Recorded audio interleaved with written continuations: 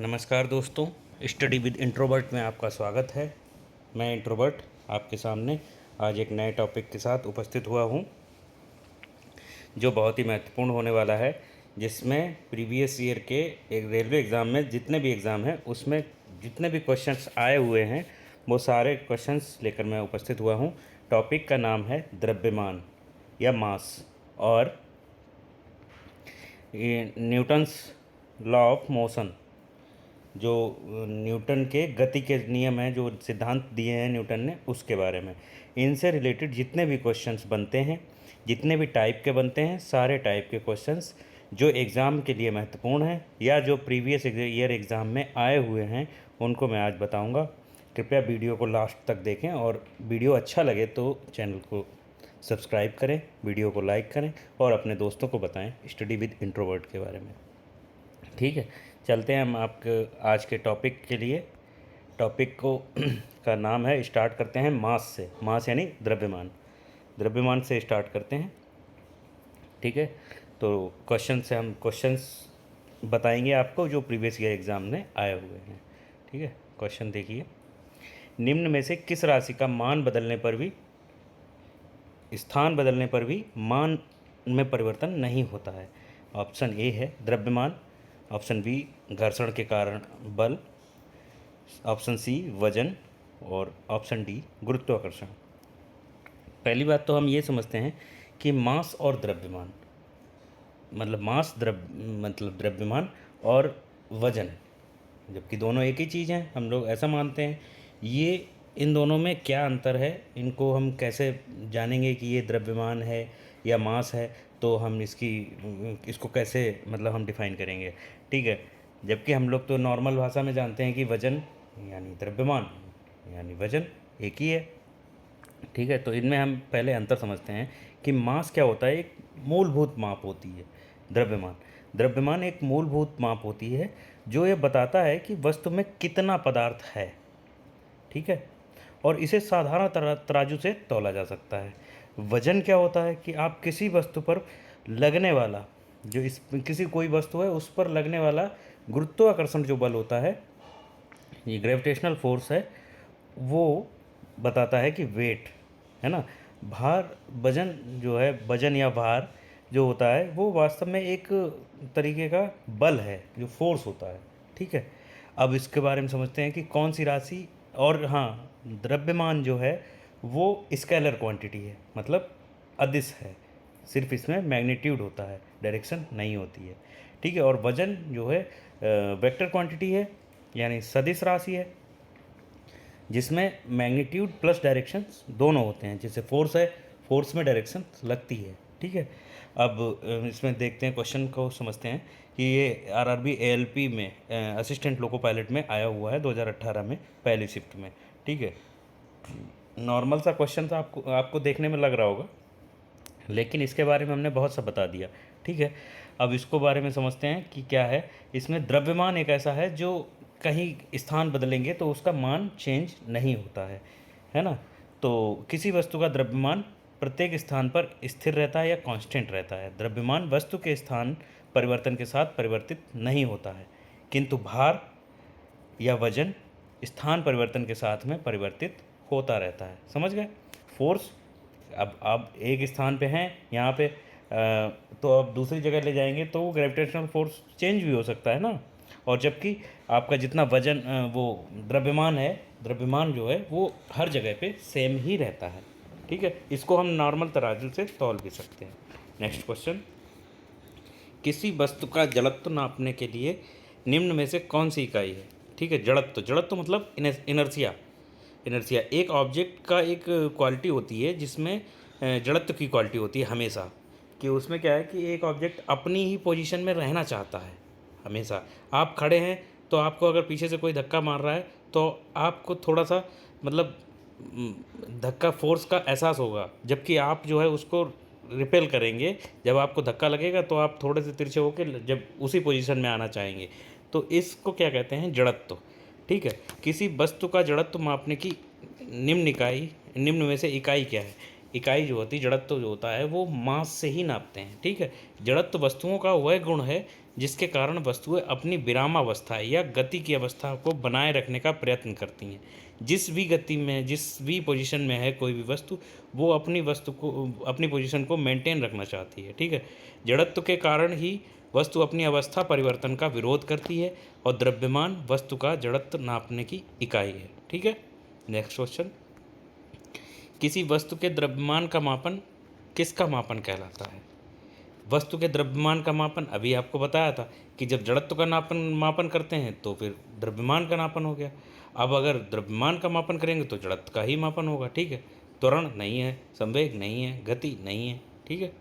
तो इसका ऑप्शन हो गया बी। ठीक है। नेक्स्ट क्वेश्चन, वस्तु के जड़त्व को निम्न में से किसमें मापा जा सकता है? जड़त्व को, अभी जड़त्व इनर्शिया आप समझ रहे हैं। ठीक है। वस्तु के जड़त्व को उसके द्रव्यमान पर निर्भर करता है। ठीक है।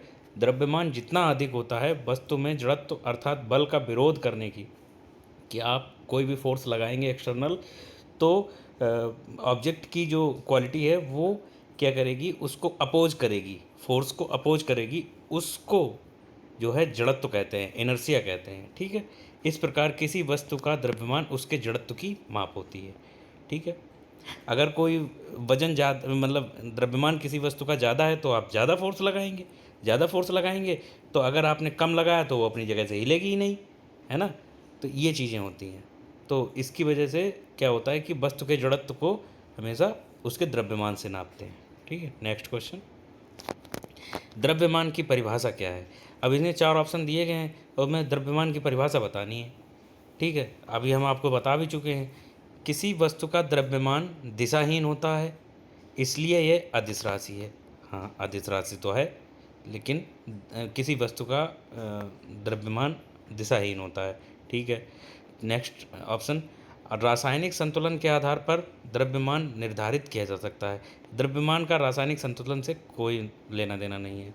किसी वस्तु का द्रव्यमान किसी भी जगह पर स्थिर रहता है और ऊंचाई में होने वाले बदलाव से प्रभावित नहीं होता है। ठीक है। किसी भी वस्तु में होने वाले पदार्थ की राशि को उस वस्तु का द्रव्यमान कहते हैं। हाँ, ये है करेक्ट आंसर, कि द्रव्यमान किसी भी पदार्थ का वह मूल गुण है जो उस पदार्थ के त्वरण का विरोध करता है, मतलब एक्सिलरेट करने का विरोध करता है, या आपके फोर्स को अपोज करता है। अपोज करने को ही तो हम विरोध करना कहते हैं।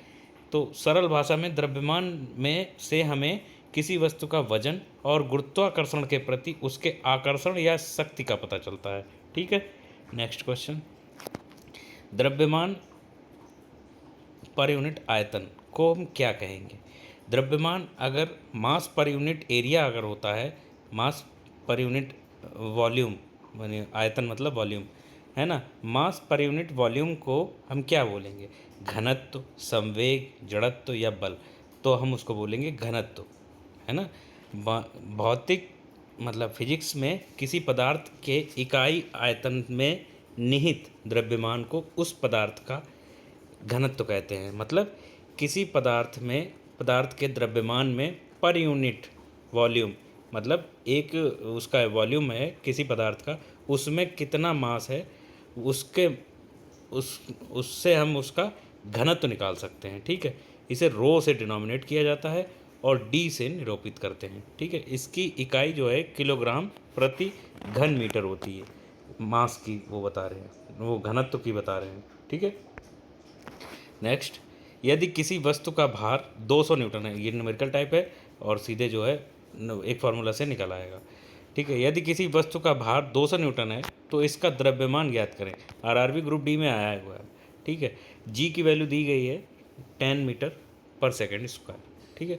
प्रश्न के अनुसार देखिए आप, वेट दिया गया है, भार दिया गया है, द्रव्यमान नहीं, भार दिया गया है 200 न्यूटन। देखो, भार जो है हमेशा न्यूटन में नापा जाता है, वेट जो है हमेशा न्यूटन में नापा जाता है, और द्रव्यमान मास जो होता है वो हमेशा किलोग्राम में नापा जाता है। ठीक है। गुरुत्वीय त्वरण मतलब जी, ग्रेविटेशनल फोर्स, ठीक, क्या है कि 10 मीटर पर सेकेंड स्क्वायर, और द्रव्यमान हमें निकालना है। ठीक है। तो weight equal to mg, mass into gravitational force, weight का फार्मूला होता है। ठीक है। अब हमें मास का निकालना है तो वेट को ग्रेविटेशनल फोर्स से डिवाइड कर दीजिए, 20 kg आ जाएगा। ठीक है, नेक्स्ट क्वेश्चन, बल पर यूनिट त्वरण मतलब एक्सीलरेशन, ठीक है, उसको क्या बोलेंगे, force per unit area. Newton के दूसरे नियम से हम एक दूसरे नियम से हमें एक फार्मूला मिलता है, तो उसको क्या कहते हैं, फोर्स किसके बराबर होता है, मास इंटू एक्सीलरेशन। ठीक है, मास इंटू एक्सीलरेशन। ठीक है, तो मास हम निकालेंगे, जब हम द्रव्यमान निकालेंगे तो फोर्स पर यूनिट एक्सीलरेशन। ठीक है, द्रव्यमान निकल आएगा। नेक्स्ट क्वेश्चन, निम्नलिखित में से कौन त्वरण के मान को गुरुत्व के कारण प्रभावित नहीं करता है। गुरुत्व के कारण कौन नहीं प्रभावित होता है, द्रव्यमान नहीं प्रभावित होता है। किसी पिंड या ऑब्जेक्ट का द्रव्यमान इसके त्वरण के मान को गुरुत्व के कारण प्रभावित नहीं करता है। यही कारण है कि जब अलग अलग द्रव्यमान की वस्तुओं को मुक्त रूप से नीचे छोड़ा जाता है तो उन पर समान त्वरण कार्य करता है। समझ रहे, अलग अलग मास के हैं, ठीक है, द्रव्यमान की वॉल्यूम, तो ऊपर से अगर उनको फ्रीली मूव कर दिया जाएगा तो उन पे समान एक्सीलरेशन होगा। ठीक है, क्योंकि उन पे ग्रेविटेशनल फोर्स जो है एक समान लगता है, चाहे वजन चाहे जितना भी हो, 1 किलो हो तो भी उस पर बराबर लगेगा और 10 किलो हो तो भी उस पर बराबर लगेगा। नेक्स्ट, यदि किसी वस्तु का भार 200 न्यूटन है तो इसका द्रव्यमान ज्ञात करिए। ये नए क्वेश्चन रिपीट हो गया है, सॉरी। ठीक है, अच्छा, यहाँ के लिए इतना ही था। मास से इतने ही क्वेश्चन आते हैं, इसी टाइप के आते हैं, ऐसे ही न्यूमेरिकल आएंगे या फिर ऐसे ही वो आएंगे डेफिनेशन टाइप में। ठीक है, ये फार्मूला से आपके क्वेश्चंस बनते हैं या फिर न्यूमेरिकल बनता है। ठीक है, अब हम आपको बताएंगे न्यूटन्स लॉ ऑफ मोशन। जो न्यूटन ने आपके गति के सिद्धांत दिए हैं उससे रिलेटेड जितने भी एग्जाम्स में क्वेश्चंस आते हैं तो उसके बारे में हम बताएंगे और उनको हम समझाएंगे। पहली बात तो न्यूटन के जो 3 नियम दिए गए थे उनके बारे में हमें बताते हैं। विद्यार्थियों को ये नहीं समझ में आता है कौन से नियम दिए गए थे, इतनी आसान भाषा में हम बताएंगे आपको कि आपको एकदम से समझ में आ जाएगा। और वीडियो को अंत तक देखें और हमारे साथ बने रहें। ठीक है, प्लीज़ अगर वीडियो अच्छा लग रहा हो तो वीडियो को लाइक करें।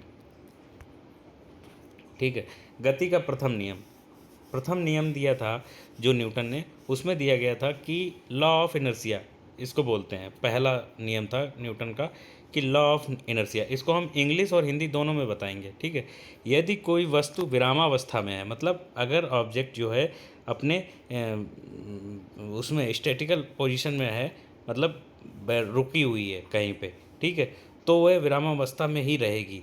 यदि गति की अवस्था में है तो वह गति की अवस्था में ही रहेगी। अगर कोई वस्तु रनिंग में है तो वह रनिंग में ही रहना चाहती है जब तक उस पर कोई वाह फोर्स मतलब एक्सटर्नल फोर्स ना लगाया जाए। इसे जड़त्व का नियम कहते हैं या लॉ ऑफ इनर्शिया कहते हैं। पहला नियम उसका कहता है न्यूटन का, in the first law an object will change it's motion unless a force acts on it. समझ गए कि ऑब्जेक्ट जो है अपना मोशन तभी चेंज करता है जब उस पर एक्सटर्नल फोर्स लगाया जाता है, अन्यथा वह अपनी ही पोजीशन में रहना चाहता है। ठीक है, ये न्यूटन का पहला नियम है।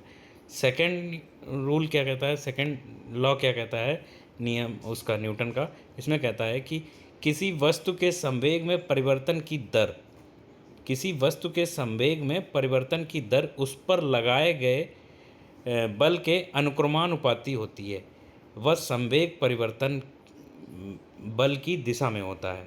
ठीक है, इसको क्या कहते हैं कि सेकेंड लॉ में कि the force on an object, है ना, is equal to its mass times its acceleration.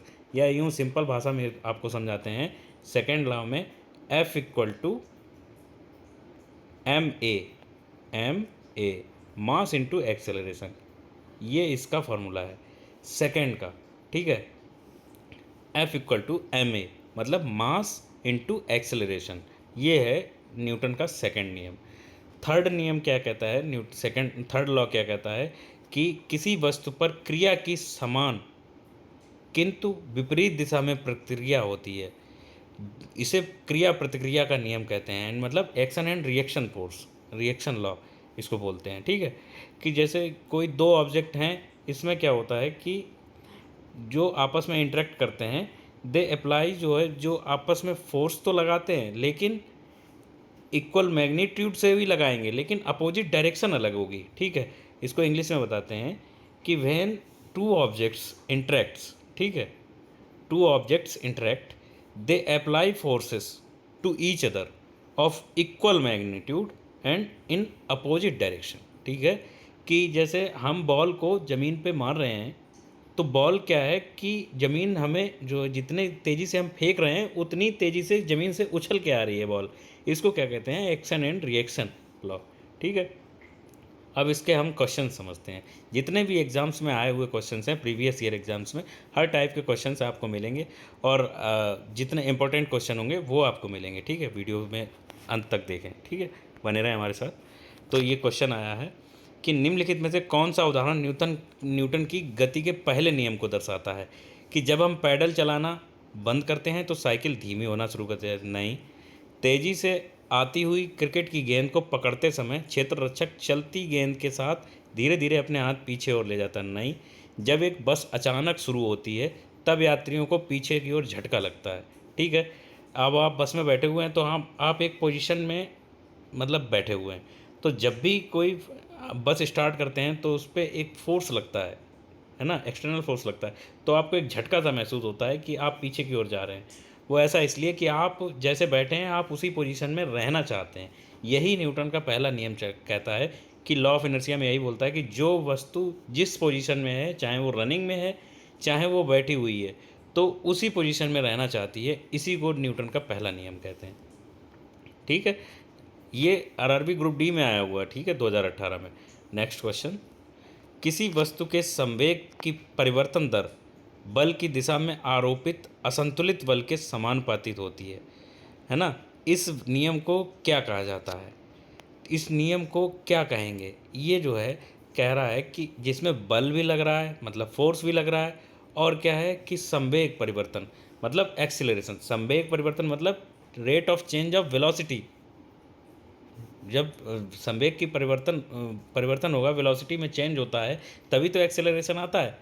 और जब एक्सेलरेशन आएगा तो वहाँ पे कह रहा है कि यहाँ पे बल की दिशा में मतलब मास भी आ रहा है और एक्सेलरेशन भी हो रहा है, फोर्स भी आ रहा है, ठीक है।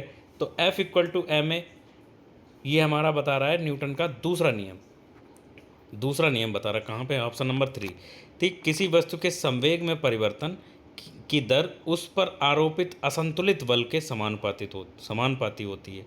असंतुलित बल जो है बल फोर्स के समानुपाती होती है। क्या? Acceleration is directly proportional to the force, ठीक है। समझ गए आप? तो क्या कहते हैं इसमें ये आरआरबी एनटीपीसी में आया हुआ है 2021 का, ठीक है। लास्ट शायद 2021 में नहीं, हाँ 2021 में ही हुआ था एग्ज़ाम, ठीक है। नेक्स्ट क्वेश्चन, गति का दूसरा नियम यही अभी हम बता रहे थे आपको। क्या क्या बता रहे? संवेग का नियम मतलब एक्सेलरेशन जहाँ पे आ जाता है वो, दाब, जड़त्व, थ्रस्ट मतलब धक्का, और संवेग नहीं एक्सेलरेशन वाला। तो संवेग एक्चुअली होता क्या? इम्पल्स इसको इंग्लिश में बोलते हैं, ठीक है। गति का दूसरा नियम संवेग से संबंधित है। गति दूसरे नियम के अनुसार किसी वस्तु के संवेग में आया बदलाव उस वस्तु पर आरोपित बल के समानुपाती होता है, इक्वल मतलब F is directly proportional to A, ठीक है। नेक्स्ट क्वेश्चन, न्यूटन के गति के दूसरे नियम का समीकरण देखो आ गया अभी हम बता रहे हैं आपको, F equal to ma, option B is the correct answer, ठीक है। किसी भी वस्तु के संवेग में परिवर्तन की दर उस पर लगाए गए बल के समानुपाती होती है तथा संवेग परिवर्तन की दिशा वही होती है जो बल की दिशा होती है। अतः न्यूटन की गति का दूसरा समीकरण F इक्वल टू ma होता है। बल का मात्रक न्यूटन होता है, जहाँ फोर्स F जो है बल और m जो है द्रव्यमान और a है क्या? त्वरण मतलब एक्सीलरेशन, m मास और F जो है फोर्स, ठीक है। नेक्स्ट क्वेश्चन, निम्नलिखित में से न्यूटन का कौन सा गति का नियम दीवार पर फेंका हुआ गेंद क्यों टकराकर वापस लौटता है के संबंध में व्याख्या करता है? मतलब न्यूटन का तीसरा नियम, सिंपल सा एक्शन एंड रिएक्शन वाला नियम है कि जब हम लोग दीवार पर बॉल फेंकते हैं तो वो तुरंत वापस पलट के हमारे पास आ जाती है, ठीक है। तो उसमें क्या है? क्रिया प्रतिक्रिया का नियम, एक्शन एंड रिएक्शन का नियम है। ठीक है। दीवार पर फेंका हुआ गेंद टकराकर वापस लौटता है, जो गति के तीसरे नियम की व्याख्या करता है। जब दो वस्तुओं की पारस्परिक क्रिया में एक वस्तु जितना बल लगाती है, जितना बल दूसरी वस्तु पर लगाती है, दूसरी वस्तु भी विपरीत दिशा में उतना ही बल पहली वस्तु पर लगाती है। इसमें जो किसी एक बल को क्रिया व दूसरे को बल को प्रतिक्रिया कहते हैं। ठीक, इसी को क्या कहते हैं, क्रिया और प्रतिक्रिया।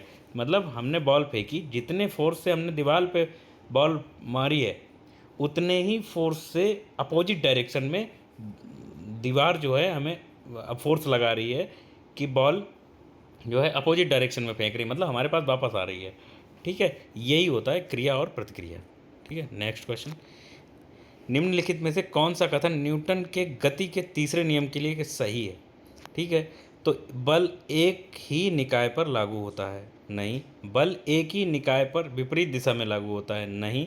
बल अलग अलग निकाय पर विपरीत दिशा में लागू होता है, ये होता है ऑप्शन। ठीक है, कि इसमें अलग अलग निकाय मतलब विपरीत दिशा भी होनी चाहिए और अलग अलग वो भी होना चाहिए फोर्स वाला। ठीक है, नेक्स्ट क्वेश्चन। गति का नियम किसने दिया था? गति के नियम तो न्यूटन ने दिए हैं, बच्चे बच्चे की जुबान पर रड़ा हुआ है। ठीक है, नेक्स्ट क्वेश्चन। तेज गति से आने वाली क्रिकेट गेंद को पकड़ते समय एक क्षेत्ररक्षक अपनी बाहों को पीछे की ओर क्यों खींचता है? अब जैसे हम लोग ने देखा तो है, क्रिकेट हम लोग खेलते हैं तो बॉल क्या है कि बैट से जैसे ही मारते हैं और उसके बाद जब हम लोग कैच पकड़ते हैं तो बॉल को पकड़ के अपने हाथों को पीछे की ओर खींचते हैं। ये तो हम लोग जानते हैं कि बॉल अगर हम लोग पकड़ेंगे तो बॉल जो है अच्छे से एब्जॉर्ब हो जाएगी हाथों में और पकड़ अच्छी हो जाएगी। ठीक है, बॉल हमारे हाथ से टकरा के उछल के बाहर नहीं निकलेगी। तो हम बॉल को एब्जॉर्ब करने के लिए मतलब हम उसके फोर्स को एब्जॉर्ब करते हैं। क्रिया कोई प्रतिक्रिया नहीं करने के लिए, अगर प्रतिक्रिया हो जाएगी तो बॉल हमारे हाथों से लग के बाहर निकल जाएगी, छिटक जाएगी। ठीक है, अब हम इसको फिजिक्स के माध्यम से समझेंगे। तो फिजिक्स में क्या कहता है न्यूटन कहते हैं कि अगर क्रिया प्रतिक्रिया वाला जो सिद्धांत है उसको कम कर रहे हैं। तो इसमें ऑप्शन है क्योंकि वह घबरा गया, नहीं। क्योंकि इससे गेंद को लक्ष्य बनाने में मदद मिलती, नहीं। क्योंकि वह लंबे समय तक कम बल का अनुभव करता है, हाँ। कि जो फोर्स से गेंद हमारे हाथों की तरफ आ रही है ना, अगर हम उसको पकड़ के हाथ पीछे की तरफ खींचेंगे ना, तो उसकी जो गेंद पे जो फोर्स लगा है उसको हम एब्जॉर्ब कर लेंगे और हमें गेंद हाथों में नहीं लगेगी। ठीक है, यही होता है। और गेंद में जो एक्सेलरेशन होता है उसके एक्सेलरेशन में हम लोग चेंज कर देंगे, उसकी पोजीशन में उसको रहने देंगे, लेकिन उसकी स्पीड जो है थोड़ी कम कर देंगे। अगर हम अचानक रोकेंगे एकदम से किसी वस्तु को तो वो क्या होगी, एक्शन फोर्स जो है ज़्यादा लगेगा। ठीक है, ये हमारा जो है न्यूटन के जो तीसरा नियम है उसको हम रिपेल कर रहे हैं, उसको लगने नहीं दे रहे हैं, तभी हमारे हाथों से गेंद छिटकती नहीं है और हमारे हाथों में चोट नहीं लगती है। ठीक है, तेज गति से आने वाली क्रिकेट गेंद को पकड़ते समय क्षेत्र रक्षक अपनी बाहों को पीछे की ओर करता है। इसमें न्यूटन के गति के द्वितीय नियम का पालन होता है, द्वितीय नियम, अर्थात गेंद में संवेग परिवर्तन की दर कम हो जाती है, जिससे वह लंबे समय तक कम बल का अनुभव करता है। ठीक है, अतः गेंद का प्रभाव हाथ पर कम पड़ता है। ठीक है, F=ma वाला लगेगा, इसमें एक्शन एंड रिएक्शन नहीं है। हम लोग तो एक्शन एंड रिएक्शन समझे बैठे थे अभी तक। F=ma में क्या होता है कि जो एक्सेलरेशन जो होता है उसमें हम लोग जो एक्सेलरेशन में ही बना रहने देते हैं उसको। ठीक है, हल्का सा उसको एब्जॉर्ब कर लेते हैं। ठीक है, नेक्स्ट क्वेश्चन। जब एक नाविक आगे की दिशा में कूदता है तब नाव पीछे की तरफ हट जाती है। यह उदाहरण न्यूटन के कौन से नियम को दर्शाता है? अब जब एक नाविक ऐसा नाव में बैठा हुआ है, वो क्या करता है, अपने उससे नदी में उछाल लगा रहा है, तो क्या है, नाव अपनी जगह से पीछे की ओर हट जाती है। तो क्या उसमें क्या रखता है कि जैसे पहला तो गति का दूसरा नियम, गति का पहला नियम और दूसरा नियम, गति का तीसरा नियम और गति का पहला नियम। इसमें गति का तीसरा नियम लगेगा, क्यों, एक्शन एंड रिएक्शन। पैरों से हम पूरा फोर्स लगाते हैं और फिर फोर्स के साथ हम जंप करते हैं, तो हम नाव पे पूरा फोर्स लगाते हैं, एक्शन करते हैं, तभी तो नाव उस पर अपोज करती है उसको और अपोजिट डायरेक्शन में नाविक को फेंक देती है। ठीक है, और नाव पीछे हट जाती है। ठीक है, इसमें एक्शन एंड रिएक्शन का वो लगता है।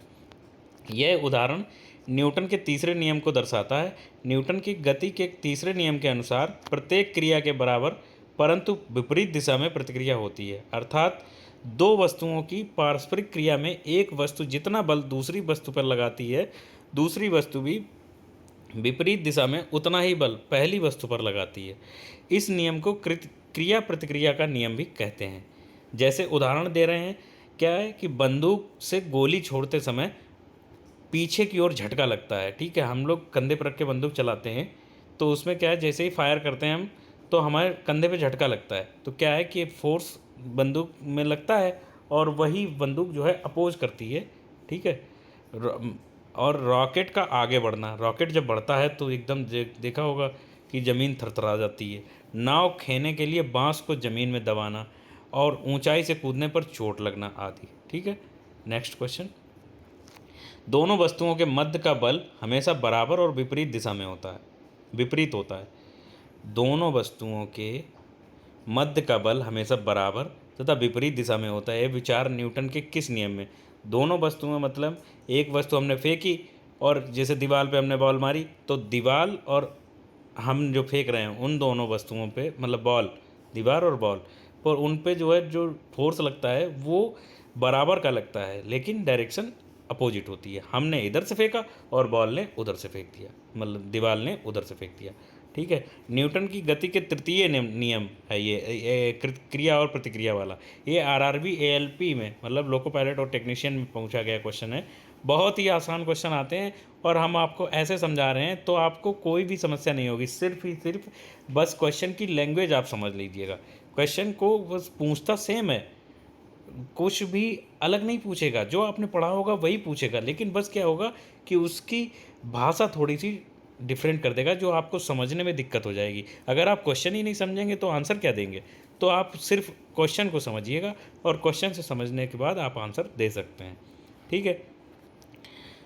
नेक्स्ट क्वेश्चन अब देखते हैं।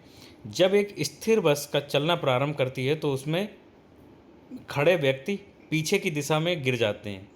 निम्नलिखित में से कौन सा नियम इस परिस्थिति का व्याख्या करता है? इसमें हम बता चुके हैं आपको, जब हम लोग बैठे होते हैं सीट पे तब भी हम पीछे की ओर झटका लगता है, और जब हम लोग खड़े होंगे तब भी हम लोग को पीछे की ओर झटका लगता है। तो ये law of inertia sorry, law of inertia मतलब जड़त्व का नियम, ठीक है। जड़त्व के नियम के अनुसार जो ऑब्जेक्ट जो होता है वो अपनी उसी पोजीशन में रहना चाहता है जिसमें वो रहता है, अभी प्रेजेंट टाइम में है, उसी पोजीशन में वो रहना चाहता है, ठीक है। नेक्स्ट क्वेश्चन,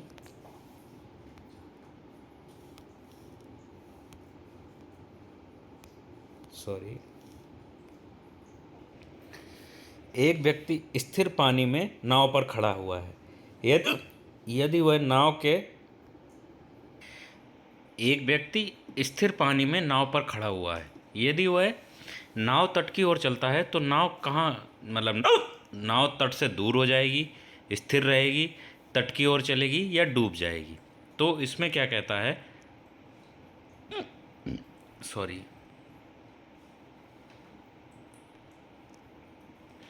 इसमें क्या है कि एक व्यक्ति स्थिर नाव में खड़ा है, तो यदि वह नाव के किनारे तट की ओर चलता है तो नाव तट से दूर चली जाएगी, न्यूटन के तृतीय नियम के अनुसार, ठीक है। कि जब व्यक्ति आगे की ओर क्रिया करेगा तो उसके विपरीत प्रतिक्रिया लगेगी, जिससे नाव तट से दूर चली जाएगी, ठीक है। नेक्स्ट क्वेश्चन, बल की परिभाषा को किसके आधार पर व्याख्यायित किया जा सकता है? ठीक है, बल की परिभाषा को, फोर्स को, तो न्यूटन की गति का दूसरा नियम, न्यूटन की गति का पहला नियम, न्यूटन की गति का तीसरा नियम और न्यूटन का गुरुत्वाकर्षण का नियम। बल की परिभाषा में जैसे फोर्स को क्या करते हैं कि जब कोई वस्तु विराम की अवस्था में है, मतलब स्टैटिक पोजीशन में है, तो वह विराम की अवस्था में ही रहेगी। तो क्या होता है कि कोई वस्तु विराम की अवस्था में है तो वह विराम की अवस्था में ही रहेगी। यदि वह एक समान गति से किसी सीधी रेखा में चल रही है तो वह वैसी ही चलती रहेगी जब तक कि उस पर कोई बाहरी फोर्स ना लगाया जाए, उसकी अवस्था में परिवर्तन ना किया जाए, ठीक है। अर्थात सभी वस्तुएं अपनी प्रारंभिक अवस्था को बनाए रखना चाहती हैं। इसीलिए न्यूटन के प्रथम नियम को जड़त्व का नियम या लॉ ऑफ इनर्शिया कहा गया है, ठीक है। तो इसमें क्या करते हैं कि पहला नियम ही चलेगा, जिसमें बर्थ का ऑब्जेक्ट का जो इंटरनल फोर्स होता है, इंटरनल फोर्स है ना, तो वो इंटरनल फोर्स जो है बाहरी जो कोई एक्सटर्नल फोर्स लगता है उसको अपोज करता है हमेशा। ठीक है। बल वह कारक है, जैसे बाहरी कारक है जिसके द्वारा वस्तु की विराम अवस्था या गति की अवस्था में परिवर्तन किया जाता है। अतः न्यूटन की गति का पहला नियम बल की परिभाषा बल को परिभाषित करता है। ठीक है।